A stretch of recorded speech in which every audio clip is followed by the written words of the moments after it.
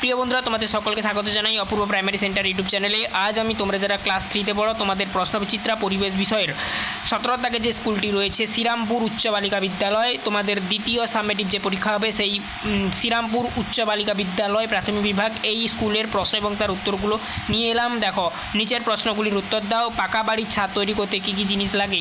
পাকা বাড়ির ছাদ তৈরি করতে কী কী জিনিস লাগে দেখো, দেখে নাও। এখানে জল লাগে, বালি লাগে, সিমেন্ট লাগে, পাথর কুচি লাগে। ঠিক আছে, উত্তর এটাই লিখবে। খত দাগে দেখো, করার পর তাঁবু কীভাবে বানানো হয়? দেখো, পশুর চামড়া জুড়ে তাঁবু বানানো হয়, এটাই লিখবেই। পশুর চামড়া জুড়ে তাঁবু বানানো হয়। খনিজ তেল থেকে কি কি সুতো তৈরি করা হয়? সিনথেটিক সুতো, এটাই উত্তর লিখবে। তারপরে দেখো, ফেলুদার গল্পগুলিকে কে লিখেছিলেন? সত্যজিৎ রায়। ফেলুদার গল্পগুলি সত্যজিৎ রায় লিখেছিলেন। শূন্যস্থান পূরণ করো। কি বলা রয়েছে দেখো, খেলোয়াড়দের পোশাককে ড্যাশ বলা হয়। কি বলা হয় বলো তো? জার্সি, এটা লিখবে। তারপরে দেখো, আগেকার মানুষ সূচের বদলে ড্যাশ ব্যবহার করতো। কি ব্যবহার করতো? হাড়। ঠিক আছে, হাড়কে সুচালো করে ব্যবহার করতো সূচের বদলে। মানচিত্রে সমুদ্রকে ড্যাশ রং দিয়ে বোঝানো হয়? নীল রং দিয়ে বোঝানো হয়। ঠিক আছে, তো তারপরে প্রশ্ন দেখো কি বলা রয়েছে, টুনটুনির বই লিখেছিলেন ড্যাশ। টুনটুনির বই লিখেছিলেন এখানে দেখো, উপেন্দ্র কিশোর রায় চৌধুরী টুনটুনির বই লিখেছিলেন। তারপরে দেখো, সঠিক উত্তরটি নিচে দাগ দাও। মানচিত্রের উপরের দিকটা দক্ষিণ, উত্তর, পূর্ব, এটা হয়ে যাবে যেটা, সেটা হচ্ছে উত্তর। ঠিক আছে, উত্তরে দাগ দিয়ে দেবে মানচিত্রের উপরের দিকটা। তারপরে দেখো, কাঁচা বাড়ি তৈরি করতে ইট, সিমেন্ট, মাটি লাগে। মাটি, এটা হবে উত্তরটা। মাটির তলায় দাগ দিয়ে দেবে। পরবর্তী পেজে যাচ্ছি। পরবর্তী পেজে কি বলা রয়েছে দেখো, বাঘের গুহা মাটি, ইট, পাথর দিয়ে তৈরি। ঠিক আছে, বাঘের গুহা পাথর দিয়ে তৈরি হয় সাধারণত। আমার মায়ের ভাই হলো আমার মামা, কাকা, পিসেমশাই। মামা।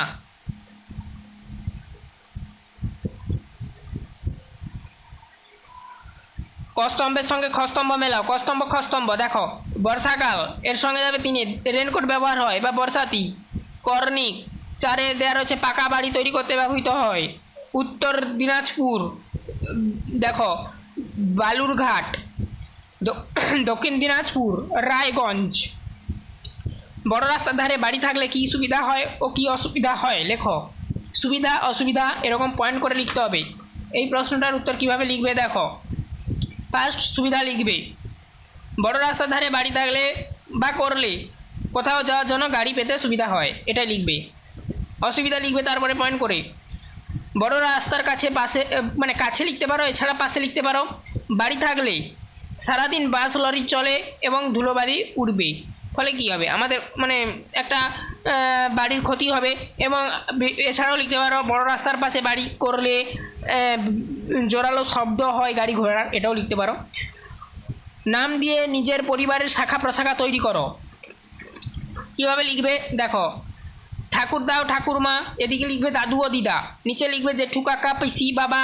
এদিকে লিখবে দাদু ও দিদার ঘরের নিচে মামা। তারপর হচ্ছে লিখবে যে মাসি, মামা, মাসি। লেখার পর দেখো, জেঠু যে লিখেছিলে যুক্ত চিহ্ন দিয়ে লিখবে জেঠিমা। কাকা যে লিখেছিলে যুক্ত চিহ্ন দিয়ে লিখবে তারই নিচে কাকিমা। কাকা যুক্ত চিহ্ন দিয়ে তারই নিচে কাকিমা লিখবে। পিসি লিখেছিলে যুক্ত চিহ্ন দিয়ে তার নিচে লিখবে পিসমশাই। এদিকে যে বাবা আর মা করেছিলে এরকমই একটা ঘর করবে, ঘর করে নিচের দিকে লিখবে আমি দাদা। ঠিক আছে, আচ্ছা। এদিকে দেখো, মামা যে লিখেছিলে যুক্ত চিহ্ন দিয়ে লিখবে মামি। এদিকে যে মাসি লিখেছিলে যুক্ত চিহ্ন দিয়ে লিখবে মেসো। এটা। তারপরে দেখো, নেক্সট দেখো, জেঠিমা, এই যে জেঠিমা থেকে ঘর করে লিখবে দাদা, দিদি। তারপরে দেখো, কাকিমা, এদিকে একটা তীর চিহ্ন দিয়ে নিচের দিকে লিখবে, এটাকে বলা হয় ডাউন অ্যারো, তো ভাই লিখবে। এদিকে পিসেমশাই ডাউন অ্যারো দিয়ে বা তীর চিহ্ন দিয়ে লিখবে নিচের দিকে তীর চিহ্ন দিয়ে, আর কি, দিদি। আর এটা তো আমি আর দাদা বলেছিলাম মা আর বাবার থেকে। তারপরে দেখো, এই যে মামি যে লিখেছিলে তীর চিহ্ন দিয়ে বা ডাউন অ্যারো দিয়ে লিখবে দিদি। আর মেসো যে লিখেছিলে তীর চিহ্ন বা ডাউন অ্যারো দিয়ে লিখবে ভাই। আর তারপরে সবশেষে বলেছিল যে তোমাদের একটি পাকা বাড়ির ছবি আঁকো। এটা তোমাদের বইতে পেয়ে যাবে, তো তোমরা করে নেবে। ঠিক আছে, তো এই ছিল টোটাল তোমাদের এই প্রশ্ন এবং আর উত্তর।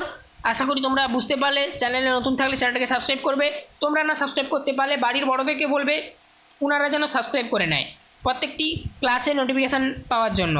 এরপরে আগামী দিনে আরও ক্লাস আসবে, অবশ্যই চ্যানেলটাকে ফলো করতে থাকো, সাবস্ক্রাইব করে নিও।